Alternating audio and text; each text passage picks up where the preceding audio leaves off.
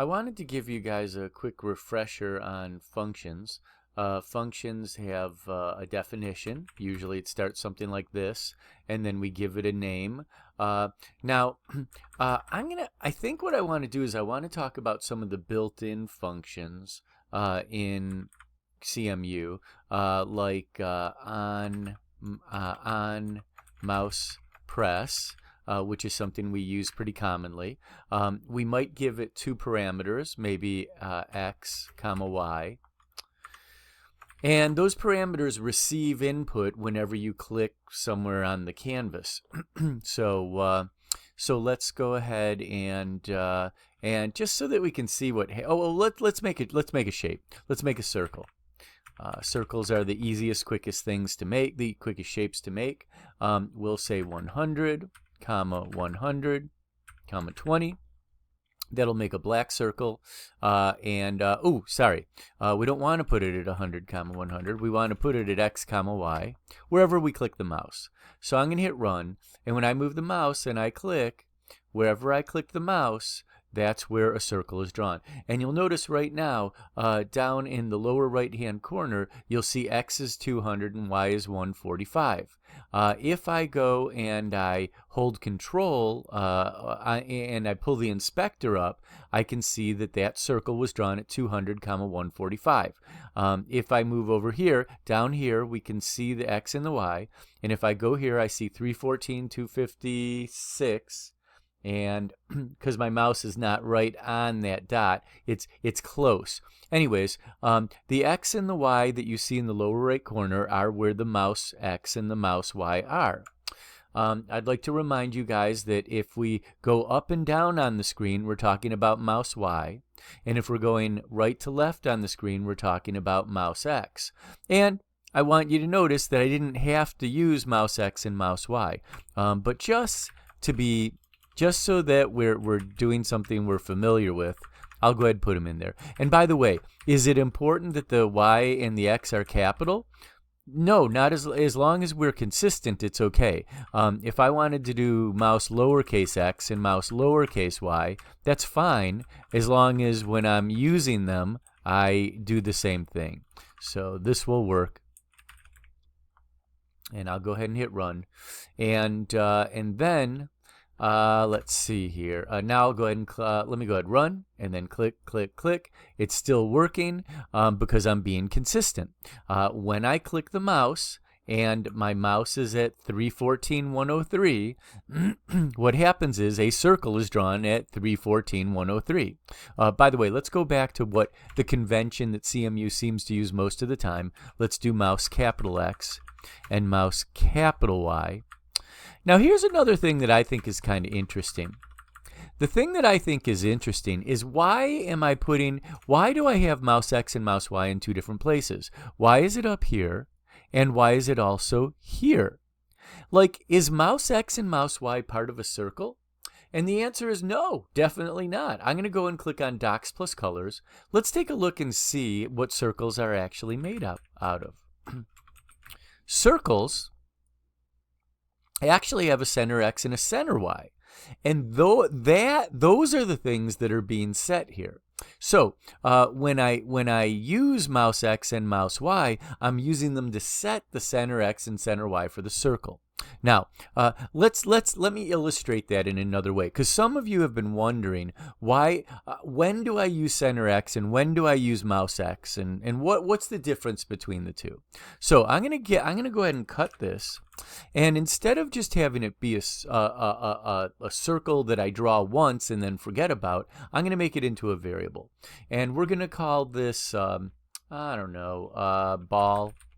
and we'll set it equal to the circle. There we go. And now that I'm drawing the circle up above the on mouse press, mouse X and mouse Y no longer exist. They only exist inside the on mouse press function.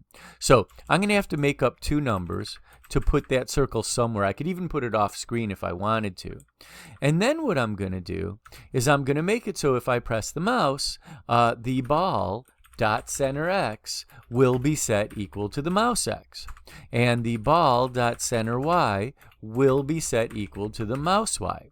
So I'm going to go ahead and hit run, And you can see that the ball is automatically drawn at 100, 100. But if I click, wherever I click, the ball will be redrawn. And I'd like you to notice that the ball moves to where I click the mouse, because I am now just repositioning one variable called ball, and I'm not simply drawing circles all over the screen. Now, if I wanted to draw circles everywhere I put a ball, I could do that. I could go ahead and say circle, and then I could say draw the circle wherever the mouse is at. And then, just like the other one, I could make it have a radius of 20, or I could make it have a different radius. I could make it have the fill of black, or I could have a different fill. I can do whatever I want.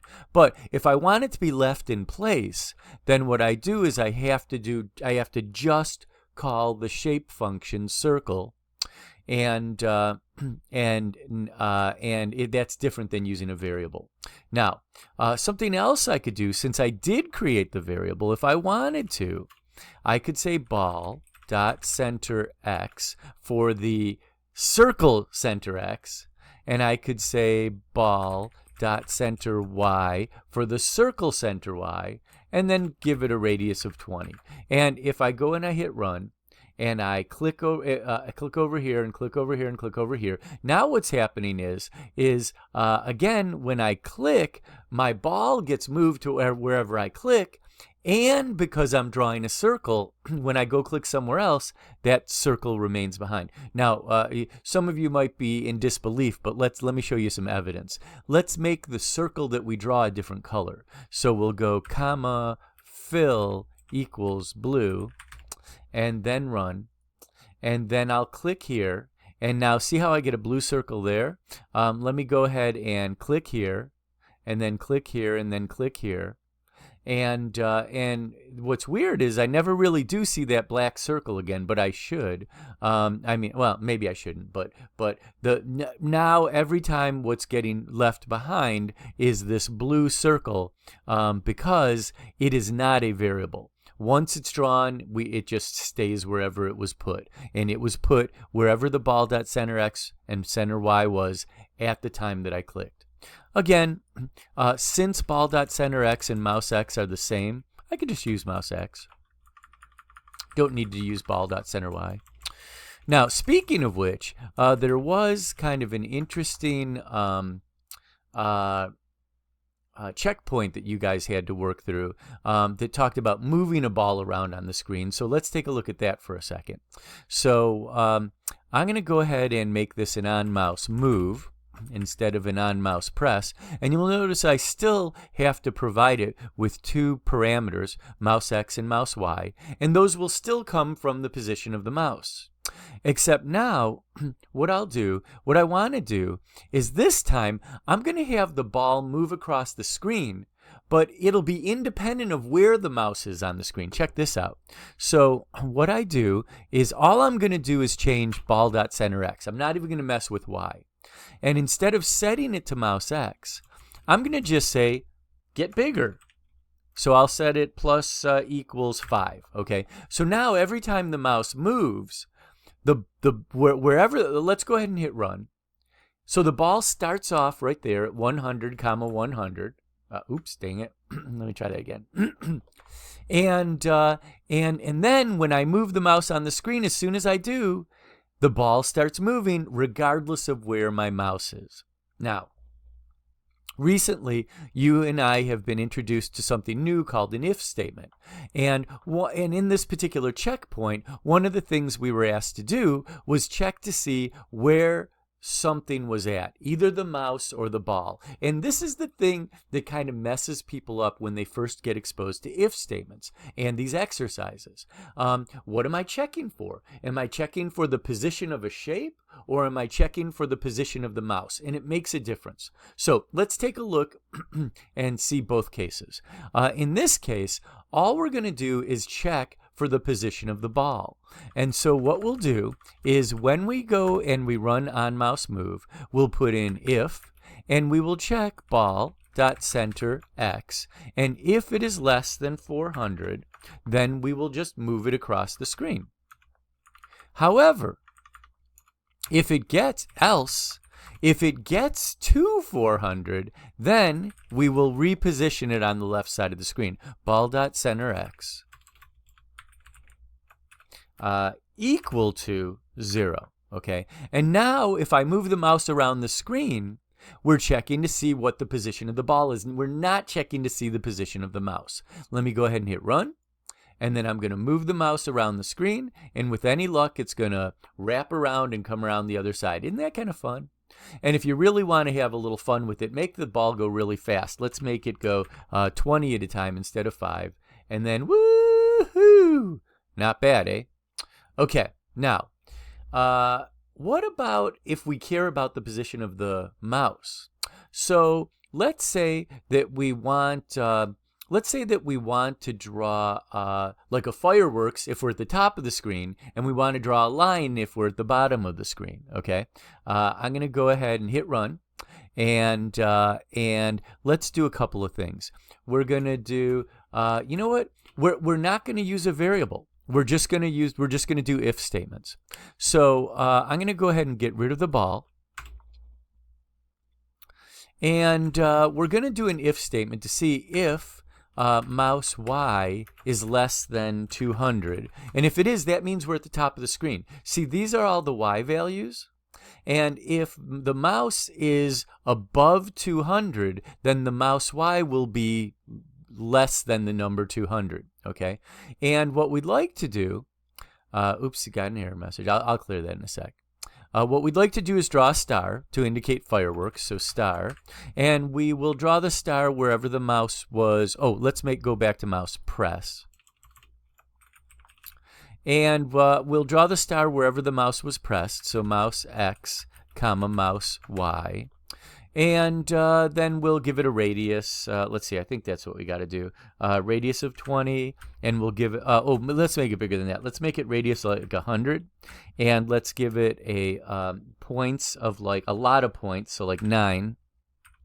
And then it's fireworks, so let's make it, I don't know, blue or red or something. So fill equals red.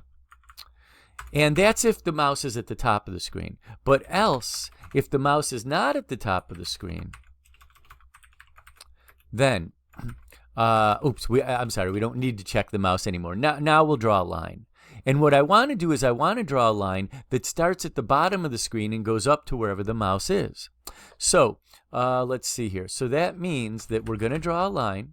And we're going to make it so that the bottom of the line is at, let's go ahead and make it so you can see this whole thing here. Let's get me out of the way. At the bottom of the screen, the Y value will be 400, but the X value will be wherever the mouse is. So it's going to be the bottom of the line will be at mouse X, comma. By the way, just a reminder of how to draw a line. Lines go like this, line, and then we do X1, comma, Y1, comma, X2, comma, Y2, comma, and then you can put whatever other properties you want. And just a reminder as to where you could have found this yourself is you go click on Docs plus Colors and you search for line, and when you do, they remind you, oh yeah, it's going to be an X1, Y1, X2, Y2. And if you don't even know what that means, you can scroll down for an example and you can see they have some numbers here, and you can hit run. And when you do, you can see that there's a line that has starts at 0, 200. That's 0 and 200. And it ends at 400, 200. There's 400, 200. And now you can kind of see how the line works. I don't know. For us, we don't need arrows at the ends. But anyways, just a thought. Okay, so anyways, we're going to start with the X1, Y1, and down here, the X will be wherever the mouse is, and the Y will always be at 400, so we'll just put 400 there. Then, we need to draw the top part of the line, and again, that'll be wherever the mouse is, so mouse X, again, and then we'll make it also wherever the mouse is. So the top of the line will be exactly where the mouse X and mouse Y are both at, okay? And so now if I go and I hit run, and I move my mouse around and I click at the top of the screen, I get red stars. If I click at the bottom of the screen, I get lines that go up to the mouse. And that is how one of the exercises works, the fireworks exercise. Now, the cool thing about the fireworks exercise is they gave you all the code you need for the stars. They actually provided all the code that was needed, but they tricked you because they did not provide any if statement, and they also had all of this code unindented. Okay, so you had to know, oh, I've got to go ahead and I've got to put in the if statement, if mouse y is less than whatever the number was. And then you have to go and you have to highlight all these lines and hit the tab key. And then you can go and draw all those stars. I'm going to get rid of these. I don't exactly like the way my stars look. So, oh, you know what? I think I'm going to have no fill at all. Let's do fill equals none, and then we're going to do border to make the border color equal to red, and then what else? I think that might be good. Let's try. Let's hit run, and then okay, these look a little better, but we can adjust the roundness so that they look more like sparks are flying off. So roundness, ness will be equal to, and I can't remember whether it's a big number or a small number that's needed. I'm going to try 90. Let's try run. It ain't 90. Let's try something like 10 and run. Hey, now we're getting fireworks. Okay, great. All right, so I've taken you through a bunch of stuff, and I took up 16 minutes of your time, but I'm kind of hopeful that this helps you to better understand several different things. How does an on-mouse press work? Why do we have mouse X here and mouse Y there? How do we use mouse X and mouse Y in the body of a function? By the way, this is called the definition of the function. What else? We talked about when we're using if statements. Are we checking where the mouse is, or are we checking where a particular shape is, like the ball that I showed you a couple minutes ago? So anyways, I'm sure I have a million other things I want to share with you, but I was hoping that this quick review might be helpful.